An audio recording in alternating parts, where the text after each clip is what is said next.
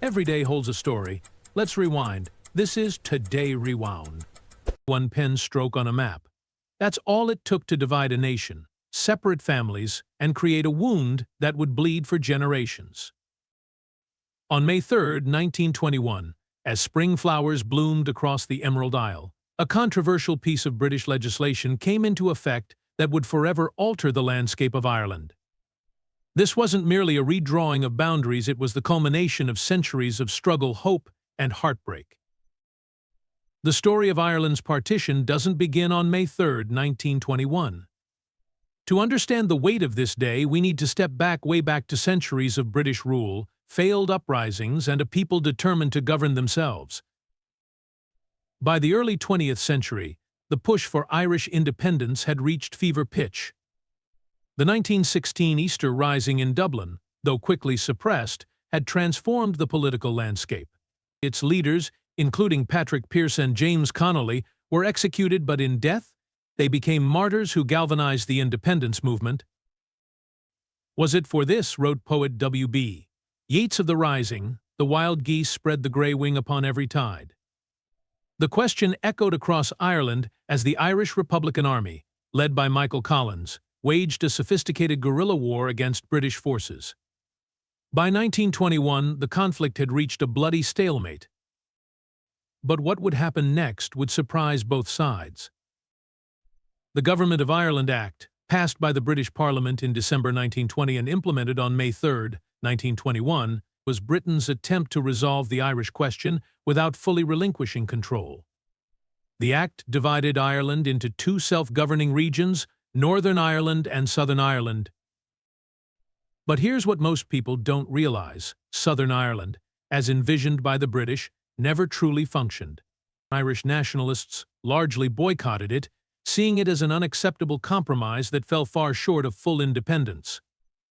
Only Northern Ireland, with its Protestant majority, embraced the new structure. For the Murphy family in County Fermanagh, the partition became painfully real overnight.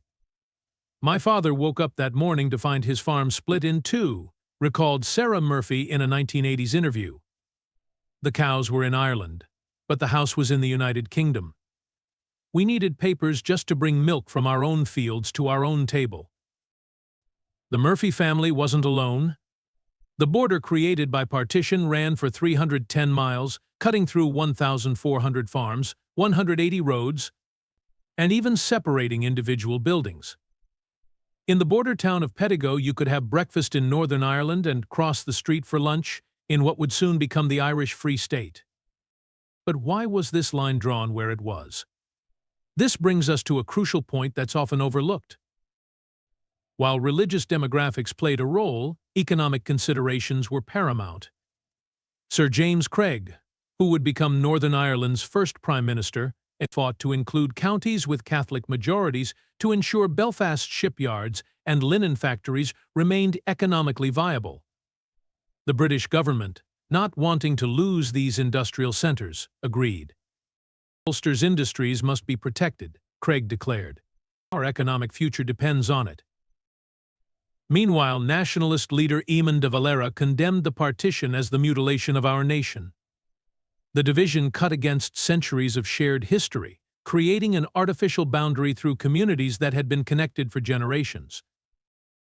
What makes May 3, 1921, so significant?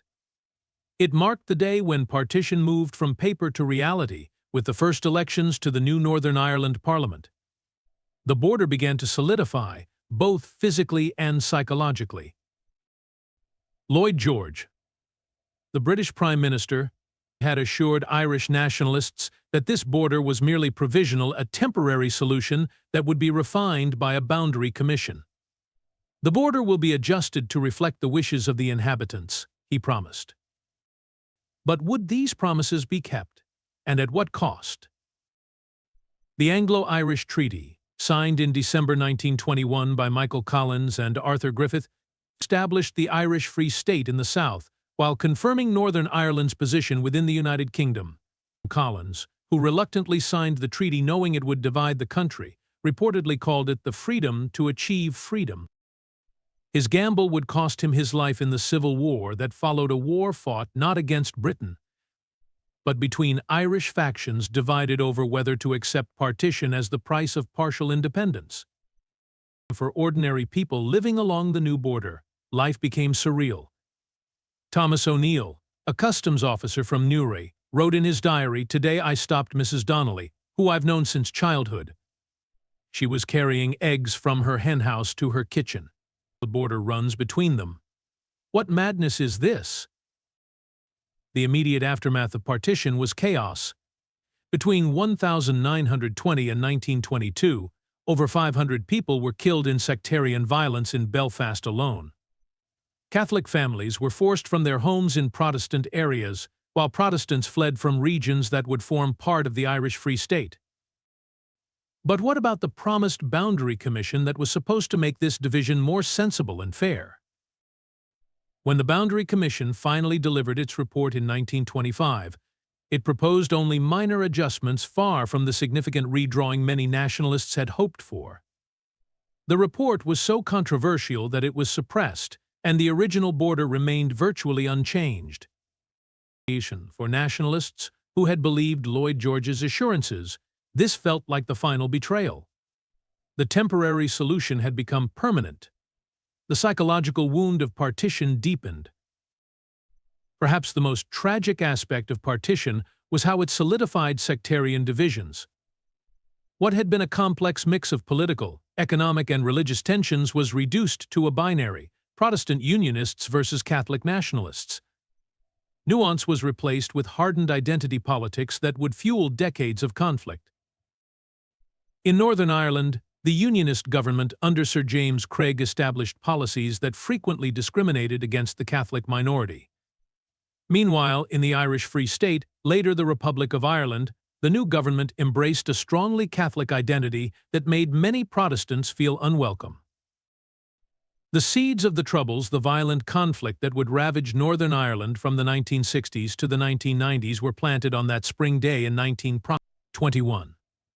Yet, in the face of this division, ordinary people found ways to resist. Smuggling became a form of everyday rebellion against what many saw as an artificial border. Families maintained connections across the increasingly militarized frontier. Communities on both sides often had more in common with each other than with their respective capitals in Belfast and Dublin. As one border resident put it, "The politicians drew a line on a map, but they couldn't draw a line through our hearts." Today, the border between Northern Ireland and the Republic is nearly invisible, a triumph of peace processes, and particularly the 1998 Good Friday Agreement negotiated by figures like John Hume, David Trimble, and Tony Blair. You can cross it without realizing, marked only by subtle changes in road signs and cell phone networks. But the psychological border remains.